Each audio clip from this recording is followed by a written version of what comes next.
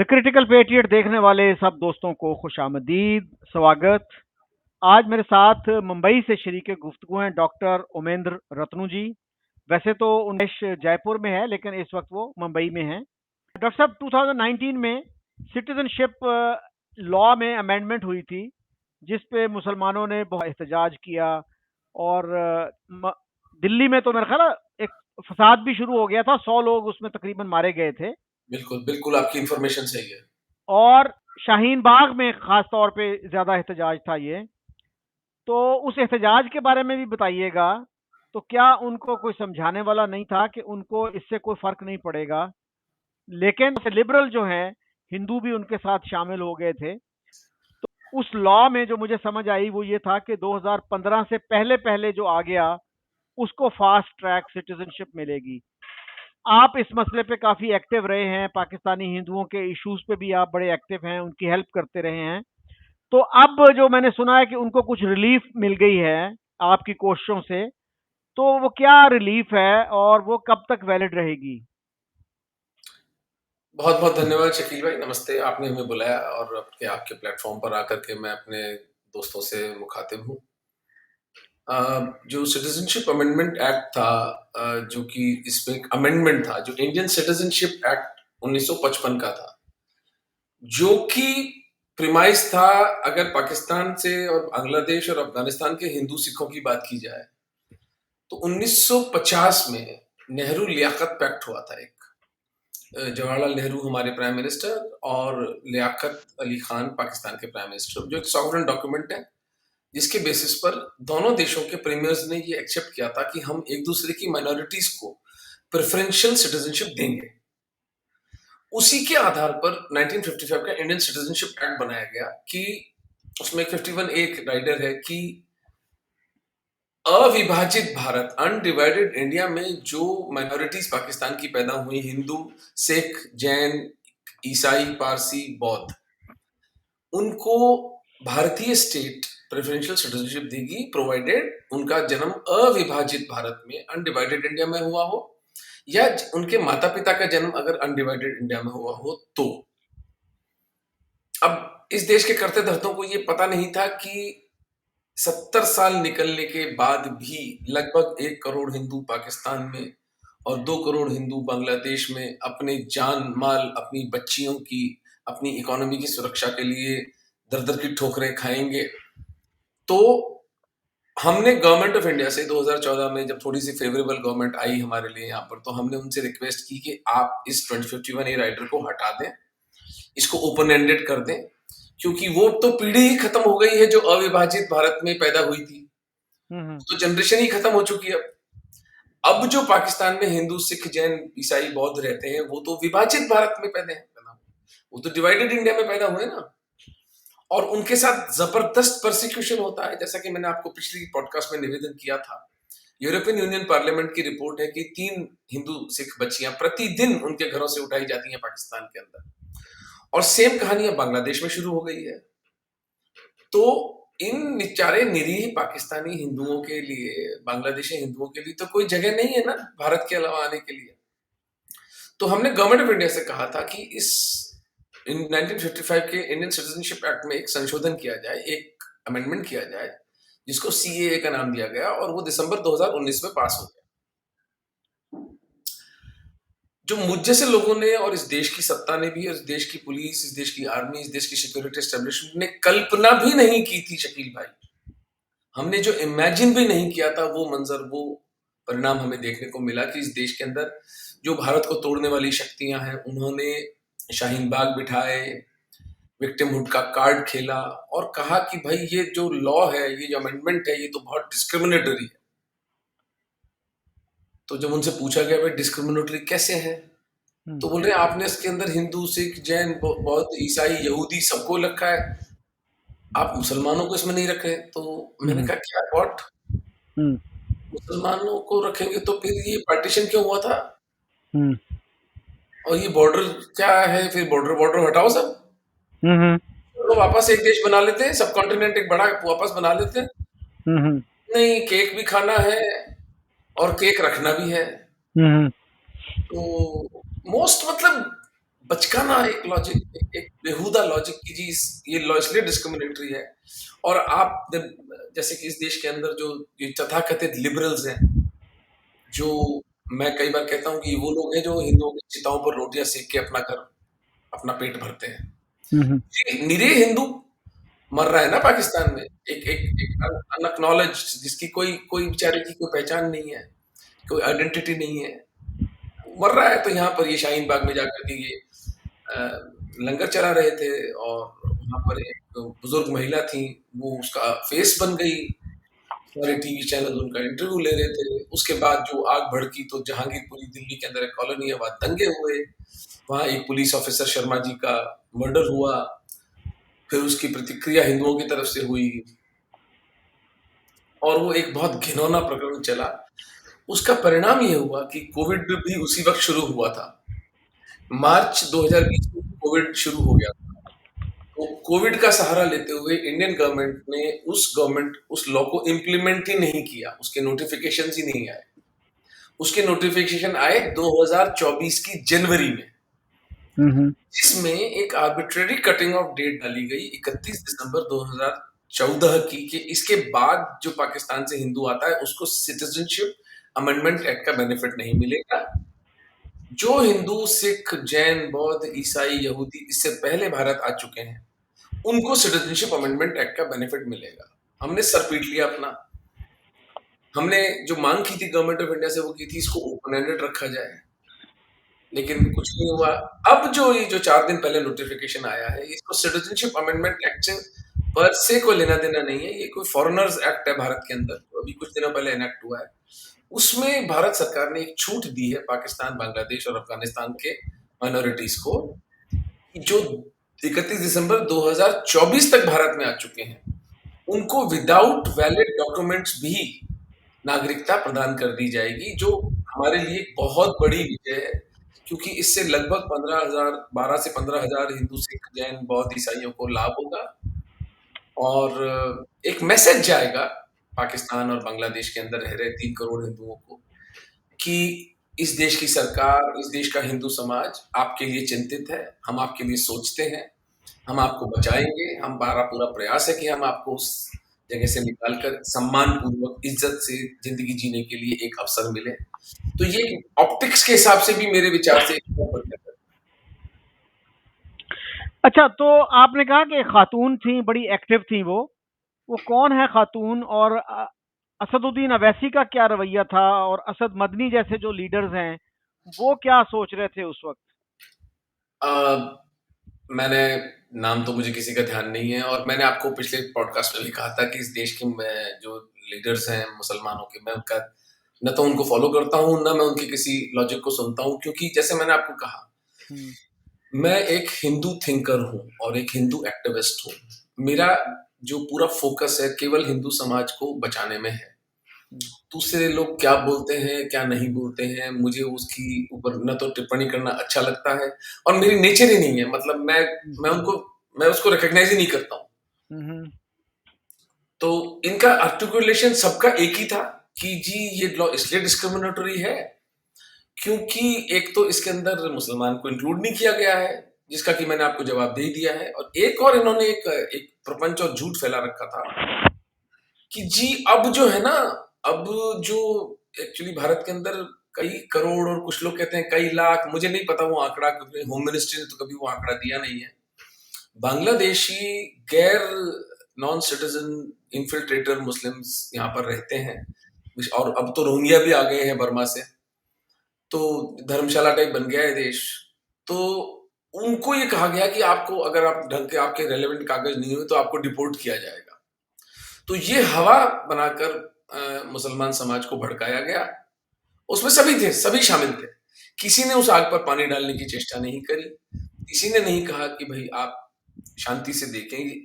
Citizenship amendment act एक compassionate कानून amendment था, जो ये रिकॉग्नाइज कर रहा था इंटरनेशनली भारत की सॉवरेन पार्लियामेंट के द्वारा कि पाकिस्तान, बांग्लादेश और अफगानिस्तान में हिंदू, सिख, जैन, बौद्ध, ईसाइयों के साथ व्यभिचार होता है, डिस्क्रिमिनेशन होता है, religious discrimination, economic discrimination, social discrimination. तो उसका संज्ञान इस देश की पार्लियामेंट की एक सॉवरेन बॉडी ने लिया और उसके अनुसार एक लॉ में अमेंडमेंट पास किया कि चूंकि पाकिस्तान में जो माइनॉरिटीज हैं, बांग्लादेश में जो माइनॉरिटीज हैं, वो ये फेस कर रहे हैं, तो हम उनको भारत लाएंगे। ये जिस थॉट के साथ में मैं बड़ा हुआ हूँ, हिंदू थॉट के साथ, उसका एक सेंट्रल थीम है शकील भाई, कि पूरी दुनिया में, पूरे विश्व में हिंदू जहां कहीं भी परेशान होंगे तो भारत उनकी मातृभूमि है, मदरलैंड है, जहां उनको आने का अधिकार है। ऐसा हमारा फर्म कन्विक्शन है। तो दो प्रपंच फैलाए गए, एक तो ये कि सीएए डिस्क्रिमिनेटरी है क्योंकि उसमें मुसलमान नहीं है, और दूसरा ये कि अब जो नेक्स्ट स्टेप है वो एनआरसी आएगी, नेशनल रजिस्ट्री ऑफ सिटीजन्स, जिसके तहत बहुत से लोगों को जो जिनके पास कागज नहीं होंगे, तो एक नारा चलता था यहाँ, कागज नहीं दिखाएंगे, कागज नहीं दिखाएंगे, उस तरह का एक नारा बहुत चला था यहाँ पर। अच्छा, ये रजिस्टर की बात तो पाकिस्तान में भी बहुत चली थी कि जी वो डिटेंशन सेंटर्स भी बन गए हैं, लोगों को वहाँ कैद किया जाएगा। और एक कोई मिलिट्री का कोई सिपाही था, फौजी था कोई मुसलमान, उसको कहा गया कि जी उसको भी कह दिया कि जी he is a non citizen, इस तरह की बात भी आई। तो क्या था वो रजिस्टर की? तो बात मेरा ख्याल है 80 से चली आ रही है। प्रोपेगेंडा है और तो क्या है। हम्म। एक तो एब्सोल्यूट झूठ, लाइज है। सिटीजनशिप हाँ। Amendment act, Indian citizenship act के अंदर अमेंडमेंट है, इसका एनआरसी से कोई लेना देना नहीं है। और वैसे भी शकील भाई, एनआरसी जो है वो एक बहुत उलझा हुआ मसला है, क्योंकि बहुत से हिंदू बांग्लादेश का बॉर्डर पार करके आसाम और बंगाल में रहते हैं, जो कि इलीगल सिटीजन हैं, हम्म। और उनको पहले रिपोर्ट किया जाएगा तो हम्म। पकड़ में वो जल्दी आते हैं ना। हमारे पास, हिंदुओं के पास में तो ऐसा कोई इकोसिस्टम है नहीं कि झूठे आधार कार्ड बना ले, झूठे आइडेंटिटी कार्ड्स बना ले। तो तो ये एनआरसी कोई इतना लीनियर इशू नहीं है कि जी इससे सिर्फ मुसलमानों को डिस्क्रिमिनेट करके इस देश से बाहर निकाल दिया जाएगा। तो वो एक झूठा प्रपंच उड़ाया गया, और इंडियन गवर्नमेंट को आप देखें, अमेरिका की 8 सिटी काउंसिल्स में सिटीजनशिप अमेंडमेंट एक्ट के विरोध में प्रस्ताव पारित हुए। किसी को कोई पता ही नहीं है कि ये लॉ किन परसिक्यूटेड लोगों के खिलाफ पास किया जा रहा है। फिर जब शिकागो में होने वाले थे तो वहां पर एक त्रिपाठी करके एक लड़का था, स्टूडेंट था, उसका फोन आया मेरे पास। उन्होंने बोला दादा मुझे आप डॉक्यूमेंट्स भेजिए, तो मैंने डॉक्यूमेंट भेजे उनको। तो उन्होंने जाकर वहां पर कोई बारबरा करके लेडी थी जो मेनली उसको स्पॉन्सर कर रही थी, उनको जाके बताया कि आप ये जो लॉ रोक रही हैं इसमें बेसिकली हिंदुओं के साथ तो डिस्क्रिमिनेशन हो रहा है, ये हिंदुओं को फेवर करता हुआ लॉ है। तो उन्होंने अपना प्रस्ताव वापस ले लिया। नहीं, ये तो आप बिल्कुल सही कह रहे हैं, इसमें तो हम उल्टा काम करने वाले थे। तो ये एक फेलियर था हमारी जो फॉरेन सर्विसेज है, कि जो इंडियन पार्लियामेंट के द्वारा इनेक्टेड एक लॉ था उसके खिलाफ 8 सिटी काउंसिल्स में, और जो हिंदूज वहां रहते हैं अमेरिका में, उनका फेलियर था कि वो उन्होंने वहां पर अपने सेनेटर्स को एजुकेट नहीं किया, लॉबिंग नहीं की, उनको बताया नहीं कि इस लॉ का किसी और से कोई लेना देना नहीं है। निरीह लुटे पिटे बेचारे जो जान की बाजी लगाकर हिंदू बने हुए हैं पाकिस्तान और बांग्लादेश में, उन्हें एक chance at a dignified life देने का प्रयास है। तो बांग्लादेश से जो लोग आए हुए हैं इलीगली, हिंदू जो हैं, तो वो क्या बेनिफिट नहीं कर सकते इस लॉ से? फायदा होगा उनको, नहीं होगा?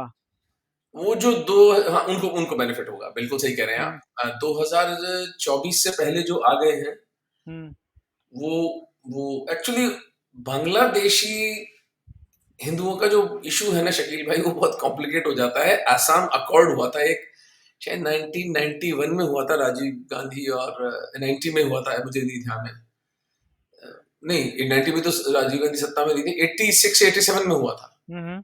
एक आसाम अकॉर्ड हुआ था कि जिसमें आसाम के जो स्टूडेंट यूनियन थी, ऑल आसाम स्टूडेंट यूनियन, उसका राजीव गांधी की कांग्रेस के साथ में ये समझौता हुआ था कि भाई नॉन एसएमईज को यहाँ नहीं बसने दिया जाएगा। और वो जो नॉन एसएमईज थे उसके अंदर उन्होंने ये नहीं कहा था कि मुसलमानों को नहीं बसने दिया जाएगा, वो कहते हिंदू मुस्लिम बौद्ध कोई भी हो, आसाम की अपनी एक आइडेंटिटी है, आसाम की अपनी एक डेमोग्राफी है, उसके हिसाब से। तो ये जो इशू एनआरसी का आता है वो वहां आकर कॉम्प्लिकेट हो जाता है। लेकिन आप बिल्कुल सही कह रहे हैं, जो बांग्लादेश के हिंदू बंगाल के अंदर रह रहे हैं या भारत में किसी और स्थान पर रह रहे हैं, उनको डेफिनेटली अगर वो किसी भी तरह एक डॉक्यूमेंट से ये सिद्ध कर पाते हैं कि वो बांग्लादेश के अंदर जन्मे थे या वो बांग्लादेश में रहते थे, तो उनको इंडियन स्टेट सिटीजनशिप देने के लिए अपने पोर्टल्स खोलने को बिल्कुल तैयार है। और कितने मुसलमान हैं जो बांग्लादेश से आके अभी इंडिया में रह रहे हैं? कुछ नहीं पता शकील भाई, कोई स्टडी तो हुई नहीं है। लोग कहते हैं 5 करोड़ है, लोग कहते हैं 2 करोड़ है, लोग कहते हैं 1 करोड़ है। मेरा अपना मानना है कि कम से कम 1 करोड़ तो होंगे पूरे भारत में। हम भारत में जहाँ भी रहते हैं, जैसे बॉम्बे में आप जाएंगे तो there are colonies of Bangladeshi Muslims. Hmm. वो आपको भारत में जयपुर में मिल जाएंगी, आपको दिल्ली में मिल जाएंगी। एक बार उनको कुछ रिपोर्ट करने का प्रयास भी राजस्थान की गवर्नमेंट ने किया था, तो बड़ा बवाल हुआ था। तो पूरा का पूरा 1 करोड़ का बड़ा अच्छा खासा प्रेशर कुक बन जाता है ये। हम्म। और मेरा मानना है कि 1 करोड़ के आसपास तो ये होंगे। हमारे एक इंटेलेक्चुअल हैं, मीडिया पर्सनालिटी हैं, he is a former bureaucrat, औरिया मकबूल जान। उन्होंने एक दफा ये फिगर दिया था कि 2 करोड़ बांग्लादेशी इंडिया में रह रहे हैं। ही डिडंट से मुस्लिम्स और हिंदूज, लेकिन 2 करोड़ का फिगर उन्होंने दिया। तो there must be some truth to that. उन्होंने अपने तौर पे भी कुछ रिसर्च की होगी। Maybe hmm. I just accept my ignorance, क्योंकि हम्म। ये जो डेमोग्राफी का जो डेटा है ये कहीं ना तो होम मिनिस्ट्री ने जारी किया है, हम्म। ना स्टेट रजिस्ट्री में कहीं मेंशन्ड है। एनआरसी रुकी पड़ी है। एनआरसी का काम 2004 या 5 में शुरू हुआ था। हम्म। उसके बाद में वो it is just held up, हो ही नहीं रहा है। हम्म। तो कोई भी सिटी हो, कोई भी नेशन हो, उसको ये पता तो होना चाहिए ना, उसको कितने माउथ्स को फीड करना है, कितने लोगों को हॉस्पिटल केयर देनी है, कितने लोगों को एजुकेशन देनी है, कितने लोगों से टैक्सेशन लेना है। आफ्टर ऑल एक देश फंक्शन कैसे करे? अमेरिका में भी जो मैक्सिकन इन्फिल्ट्रेशन हुआ है, उसका यही तो नुकसान है। आपके देश में जो अफगानी आए थे, उनको निकाला ना आपके देश ने। वहां तो फिर वो कोई भाईचारा भाईचारा काम नहीं आया। लेकिन यहाँ चूंकि हिंदू बहुसंख्यक है, इसलिए हर बात का जो ठीक रहा है वो हिंदुओं के सर पे फोड़ा जाता है कि साहब ये तो यहाँ पर डिस्क्रिमिनेशन हो रहा है। अरे भाई, एक देश के अंदर एक लॉ होगा, एक रजिस्ट्री होगी, तो उसी के हिसाब से तो रिसोर्सेज को एलोकेट किया जाएगा। अच्छा, ये डॉक्टर मनमोहन सिंह ने भी तो बात की थी ना कि पाकिस्तान में रहने वाले जो नॉन मुस्लिम्स हैं उनके लिए कुछ किया जाए, before he became the prime minister. उस वक्त तो राज्यसभा के हाँ, मेंबर थे। हाँ, जी जी। पार्लियामेंट में बोला उन्होंने। जी जी। क्योंकि लगभग 30-32 हजार सिख आज भी पाकिस्तान में रहते हैं, विशेषकर पेशावर के अंदर, कुछ पंजाब के अंदर। और अच्छे बिजनेसमैन हैं, अच्छे पैसे वाले लोग हैं। और आपके ननकाना साहब की ग्रंथी मोहन सिंह की बेटी जगजीत कौर को पूरी दुनिया के सामने 19 आई थिंक 2020 की बात है, एक मुसलमान कलमा पढ़ के मुसलमान बनाया गया। उसके वीडियोस यूट्यूब पे पड़े हैं। और उसके बाद ननकाना साहिब पर हमला हुआ, 5,000-4,000 लोगों की भीड़ है, वो वीडियोस भी है मेरे पास। हम्म। और उसमें कोई बहुत ही एक विशालकाय जायंट टाइप आदमी था, और वो कह रहा था कि ननकाना साहब का नाम बदल के गुलाम में मुस्तफाबाद कर दिया जाएगा। हम्म। तो वो फिर ठीक है, मतलब वो मनमोहन सिंह जी की थोड़ी सी आत्मा, वो उनको सिखों के जो वो तो 1990s की बात है, लेट 1990s में उन्होंने इस असेंबली में बोला था। अच्छा, ये जिस बंदे ने ये नारा लगाया था ना, उसका फिर सॉफ्टवेयर कहा जाता है, हमारे यहाँ टर्म यूज की जाती, अपडेट हो गया था। अपडेट कर दिया हाँ, तो वो फिर जो है ना कह रहा था जी मैं ऐसे ही जज्बाती हो गया, मैं ये हो गया। अच्छा, किसने इस्लाम किसने वो कबूल वीडियो भी किया था? देखा था मैंने। जी, किसने इस्लाम कबूल किया था? किसकी बात कर रहे थे? मनमोहन सिंह की जगजीत क्या कौर, लड़की? जगजीत कौर बच्ची थी, ननकाना साहब के ग्रंथी मोहन सिंह की बेटी। अच्छा, ओके ओके। उसको फोर्सिबली कन्वर्ट किया गया था। हम्म। और फिर गवर्नर ऑफ पंजाब हम्म। ने आर्बिट्रेशन किया था इसके लिए। हम्म। और एक तरफ वो बेचारा सिख परिवार था, दूसरी तरफ वो लड़का था जिसने उसको बच्ची को किडनैप किया था। और फिर वो बाकायदा आपके एक पंजाब के स्टेट गवर्नर दो माफिया गुंडों के बीच में जैसे समझौता कराते हैं, वैसे समझौता करा रहे हैं और कह रहे हैं कि अब हो गया है जी, बेटी हम वापस दे देंगे ही दे देंगे। लेकिन कोई बेटी बेटी वापस नहीं। आज भी वो उसी बंदे की वाइफ है, और शायद कहते हैं अब तो 2 बच्चे भी हो गए शायद उसके। रियली? या अच्छा, तो दिल्ली के जो फसादात हुए थे उस पर थोड़ी सी रोशनी डालिएगा। वो कैसे हुए, किन हालात में हुए? सारे वीडियोस पढ़े हैं शकील भाई, क्या बताऊं, सब कुछ अपनी आप देख सकते हैं कि हम्म। पूरी सड़क के ऊपर मेहम, जैसा कि पत्थरबाजी, पुलिस को ऊपर गोलियां चलाई गई और वो रिकॉर्ड में है सब। और वो जो उस वक्त जो शर्जील इस्लाम करके एक बंदा था, उसका एक वीडियो है जिसमें वो भाषण दे रहे हैं जैसे ये देश इनका है ही नहीं, ये पता नहीं कौन से देश में रहते हैं कि वो जो चिकन नेक है उसको अलग कर देंगे तो हिंदुस्तान की ये हो जाएगा। अरे तुम्हारी माँ नहीं है क्या हिंदुस्तान यार? तुम कहाँ खाते हो, तुम कहाँ रहते हो?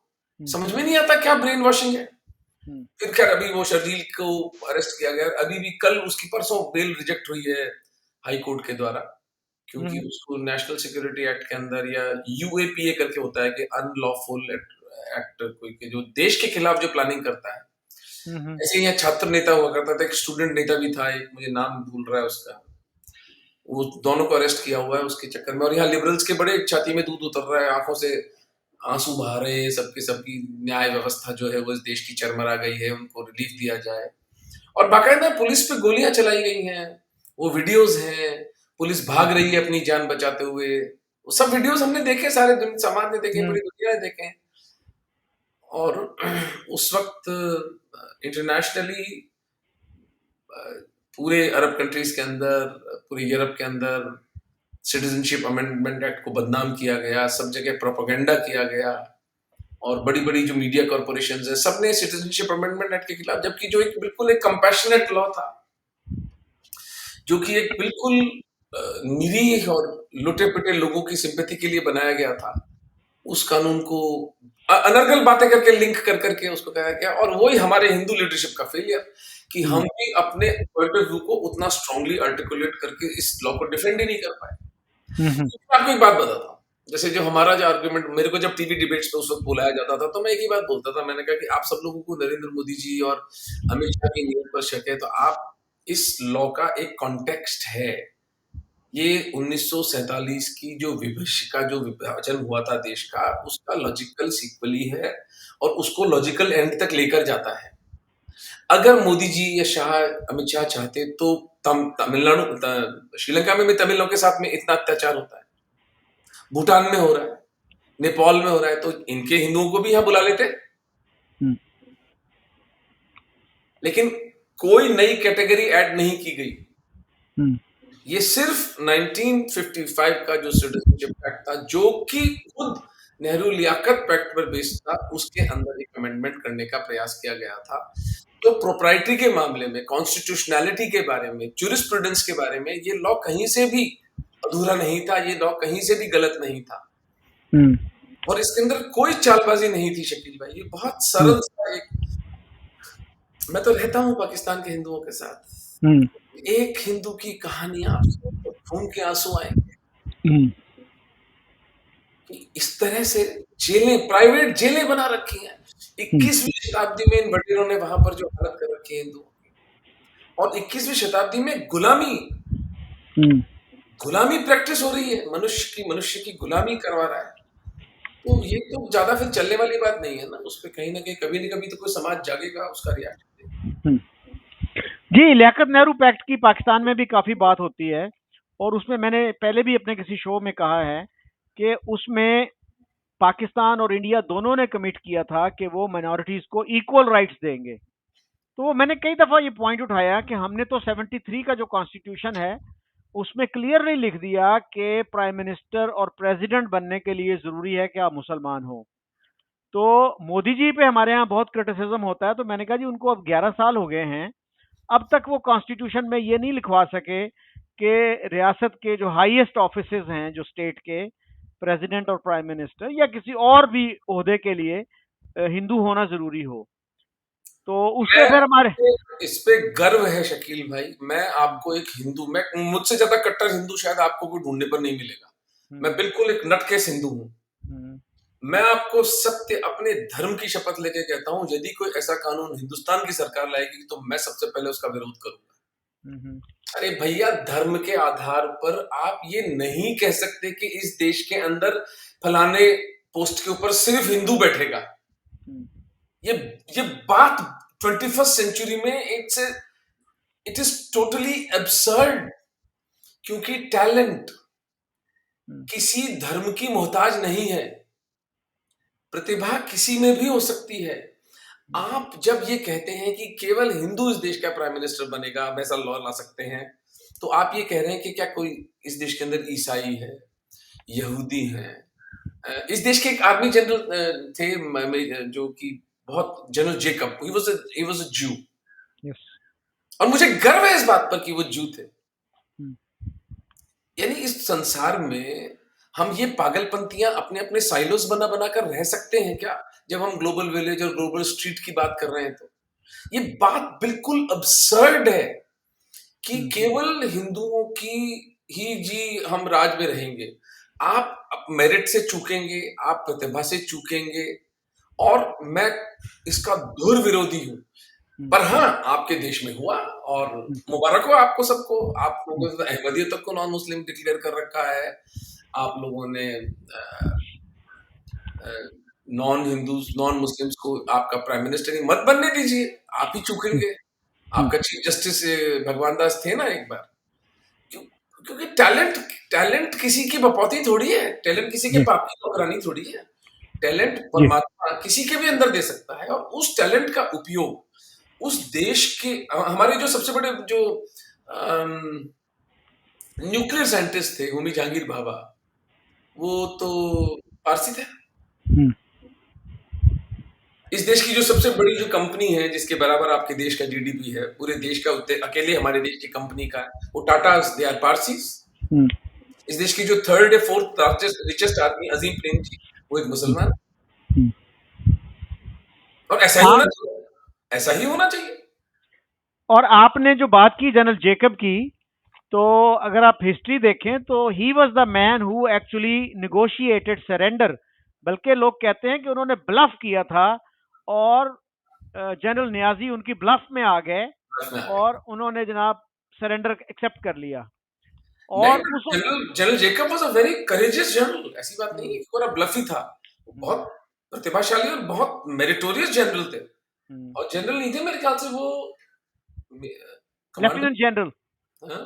उस वक्त शायद वो मेजर जनरल थे, बाद में लेफ्टिनेंट जनरल तक वो पहुंचे थे। बड़ी इंटरेस्टिंग स्टोरी है जी। और उस वक्त जो है 71 की जब जंग थी, तो मानेक शॉ जो थे, he was the army chief and he was a Parsi. बताइए मुझे आप। जी। तो अगर हम कहेंगे नहीं, हाँ ये सिर्फ हिंदुओं का है ये देश, ये मूर्खता अगर हम करने लगे तो हम ही चूकेंगे ना। नुकसान में कौन रहेगा? हम ही रहेंगे। आपने अपने देश में कानून बनाया कि मुसलमान रहेगा, तो उसका नुकसान आपको ही होगा।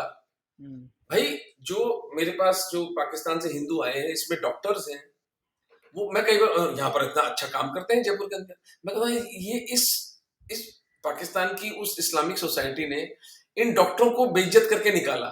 नुकसान किसका हुआ? ठीक है, कष्ट तो इनको हुआ, ये बेचारे वहां अपनी मिड लाइफ में अपरूट हुए, भारत में आके इनको सिटीजनशिप के लिए परेशानियां झेलनी पड़ी, और सारा कुछ हुआ, जीरो से कहानी शुरू करनी पड़ी। मेडिकल एग्जाम पास करके वहां पर रजिस्ट्रेशन के लिए भी इनको एलिजिबल होना पड़ा। असल नुकसान किसका हुआ? जहां का बेटा था वो बेटा आपको छोड़ के चला गया। और इस तरह से मॉडर्न 21st सेंचुरी में ऐसे चलेंगे देश, ऐसे चलेंगे समाज। मुबारक हो साहब, फिर ठीक है, हम तो नहीं चलाएंगे अपना देश ऐसे। हमें तो ये गुलदस्ता है जिसमें सब लोग रहें, प्रेम से रहें। कानून कोई तोड़ेगा तो उसकी हड्डियां तोड़ेंगे, बाकी ये देश सबका है। आए, प्रेम से रहें, इंसान का बच्चा बन के रहें। किसी रिलीजन, किसी की कास्ट, किसी स्किन कलर पर डिस्क्रिमिनेशन बेवकूफों की बात है, मूर्खों का काम है। कोई भी जरा सी भी प्रिमिटिव बुद्धि वाला आदमी इस झंझट में पड़ ही नहीं सकता।